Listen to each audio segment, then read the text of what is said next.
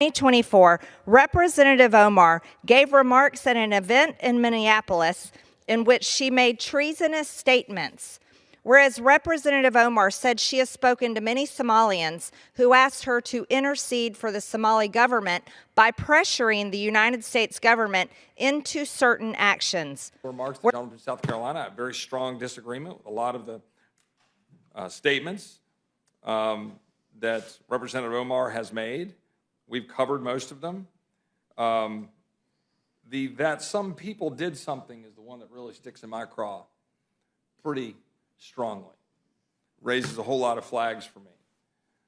I think there are significant amount of justifications to raise it. CARE was founded after 9/11 because they recognized that some people did something and that all of us were starting to lose access to our civil liberty. This segment establishes the foundation of the controversy by referencing remarks attributed to Representative Ilhan Omar during a January 27, 2024 event in Minneapolis.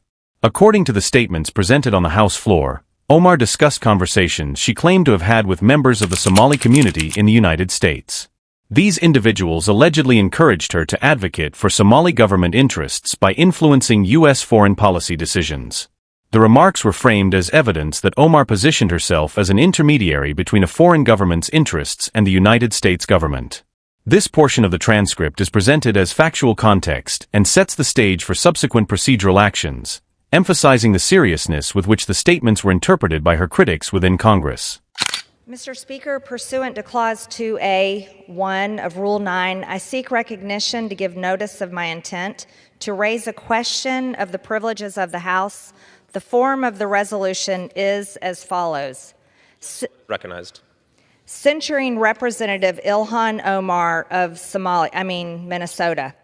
Whereas elected members of Congress take an oath to bear true faith and allegiance to the United States without any mental reservation or purpose of evasion. Whereas Representative Ilhan Omar took an oath of allegiance to the United States upon becoming a citizen, declaring, I absolutely and entirely renounce and abjure all allegiance and fidelity to any foreign prince, potentate, state, or sovereignty, of whom or which I have heretofore been a subject or citizen. Whereas on January 27, 2024, Representative Omar gave remarks at an event in Minneapolis in which she made treasonous statements. Whereas Representative Omar said she has spoken to many Somalians who asked her to intercede for the Somali government by pressuring the United States government into certain actions. Whereas Representative Omar assured the Somalians she spoke to, the U.S. government will only do what Somalians in the U.S. tell them to do. They will do what we want and nothing else. The formal procedural language used when a member of Congress seeks recognition to introduce a resolution. The Speaker outlines the oath taken by all members of Congress, emphasizing loyalty to the United States and the renunciation of allegiance to foreign states. The resolution meticulously quotes the citizenship oath and contrasts it with statements attributed to Representative Omar.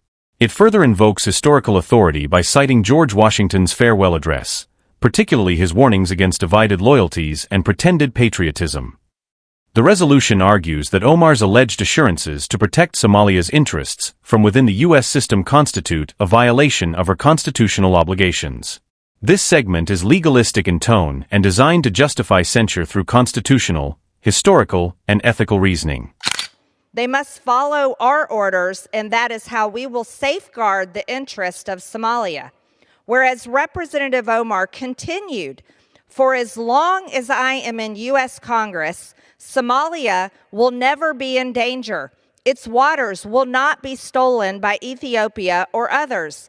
Sleep in comfort knowing I am here to protect the interest of Somalia from inside the U.S. system. Whereas George Washington warned in his farewell address of 1796 to guard against the impostures of pretended patriotism, and further declared citizens by birth or choice of a common country, that country has a right to concentrate your affections. The name of American, which belongs to you in your national capacity, must always exalt the just pride of patriotism more than any appellation derived from local discriminations. Whereas these statements by Representative Omar clearly violate the oath she took as an elected member of Congress to defend and protect the United States Constitution. Whereas Representative Omar has exhibited the treasonous tendencies George Washington warned about, and her actions must be condemned by all members of Congress who adhere to the oath they took upon assuming office. That Representative Omar's actions amount to acting on behalf of a foreign government. The resolution claims that her alleged statements demonstrate intent to prioritize Somalia's interests over those of the United States. Based on this interpretation, the resolution proposes formal censure, requiring Omar to appear in the well of the House while the resolution is read aloud. It further recommends her removal from the House Budget Committee and the Committee on Education and the Workforce. The language in this clip reflects the most severe consequences outlined in the transcript and underscores the gravity of the accusations as framed by the resolution sponsors. And whereas by openly admitting her efforts to advance Somalia's interest using her position as a United States representative, Representative Omar has revealed herself to be a foreign agent acting on behalf of a foreign government. Now therefore be it resolved that Representative Ilhan Omar of Minnesota be censured. Representative Ilhan Omar forthwith present herself in the well of the House of Representatives for the pronouncement of censure. Representative Ilhan Omar be censured with the public reading of this resolution by the Speaker, and Representative Ilhan Omar be and is hereby removed from the Committee of the Budget and the Committee on Education and the Workforce. Gentleman from Texas is recognized. Appreciate the chairman. Representative Chip Roy delivers remarks that are reflective rather than accusatory. He aligns himself with prior speakers while contextualizing the current dispute within broader congressional history.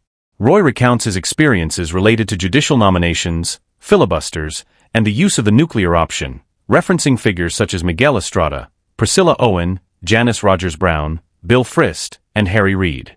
His argument centers on precedent and institutional consequences, suggesting that previous decisions open procedural doors that now shape current congressional conflicts. This segment is notable for its measured tone and emphasis on historical continuity rather than emotional rhetoric.